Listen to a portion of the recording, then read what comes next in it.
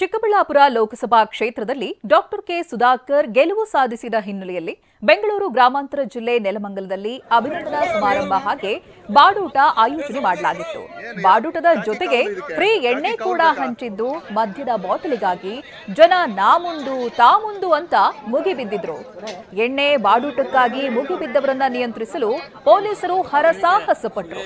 ಇನ್ನು ಸಾರ್ವಜನಿಕವಾಗಿ ಜನನಾಯಕರಿಂದಲೇ ಎಣ್ಣೆ ಪಾರ್ಟಿ ಆಯೋಜನೆಗೆ ಅಬಕಾರಿ ಡಿಸಿ ಅನುಮತಿ ಕೊಟ್ಟಿದ್ದಾರೆ. ನಾವೇನ್ ಮಾಡೋದಕ್ಕಾಗಲ್ಲ ಅಂತ ಪೊಲೀಸರು ಕಂಡೂ ಕಾಣದಂತಿದ್ರು. ಇನ್ನು ಬಾಡೂಟದಲ್ಲಿ ಕುಡಿದು ತೇಲಾಡ್ತಾ ಇರೋರ ಸ್ಥಿತಿ ಮಾತ್ರ ನೋಡೋದಕ್ಕಾಗ್ತಿರ್ಲಿಲ್ಲ. ಆ ದೃಶ್ಯಗಳನ್ನ ಕೂಡ ನೀವು ಗಮನಿಸಬಹುದು. ಒಂದ್ ಕಡೆಗೆ ಬಾಡೂಟ, ಮತ್ತೊಂದ್ ಕಡೆಯಲ್ಲಿ ಎಣ್ಣೆ ಪಾರ್ಟಿ, ಕುಡಿದು ತೂರಾಡ್ತಾ ಇರುವಂತ ಜನ.